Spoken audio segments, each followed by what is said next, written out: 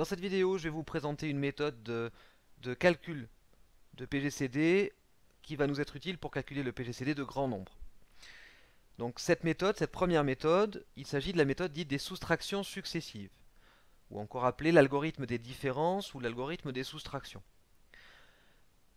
Cette méthode, son principe réside en un fait mathématique, c'est que si un nombre divise deux nombres, alors il divise notamment leur différence, leur somme également, mais ce qui nous intéresse ici, c'est que ça divise aussi leur différence. Ainsi, si on a A et B des nombres strictement positifs, avec A plus grand que B, on peut en déduire grâce à ce principe, à cette règle, que le PGCD de A et B est égal au PGCD de A et de la différence de A moins B. Alors observons un petit peu sur un exemple ce que ça peut donner. Pour déterminer le PGCD de 477 et 135, on se rend compte que énumérer les diviseurs de 477 et ceux de 135 peut être assez long. Appliquons donc cette méthode dite de l'algorithme des différences.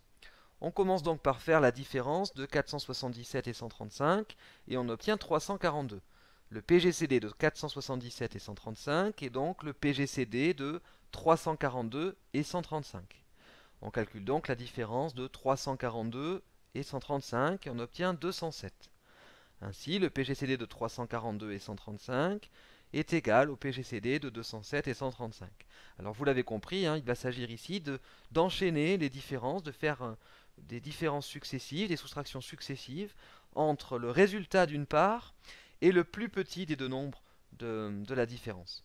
Alors nous continuons ici en faisant 207 moins 135, on obtient 72. 135 moins 72, on obtient 63. 72 moins 63, on obtient 9. 63 moins 9, 54.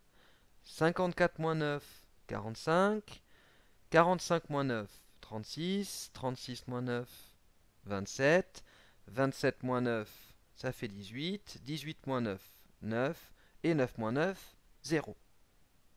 Alors quand est-ce qu'on s'arrête? Eh bien on s'arrête lorsqu'on a trouvé une différence égale à 0. Et quel est le PGCD? Eh bien le PGCD, c'est le dernier résultat trouvé différent de 0. Donc ici, le PGCD de 477 et 135, c'est 9, car c'est le dernier résultat trouvé différent de 0. Alors vous voyez que cette méthode, elle a quand même ses limites. C'est-à-dire que là, nous avons dû faire 12 différences avant de trouver le PGCD.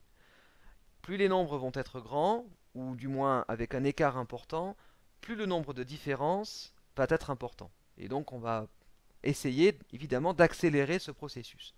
Alors observons tout d'abord un deuxième exemple concernant le calcul de PGCD grâce à l'algorithme des différences.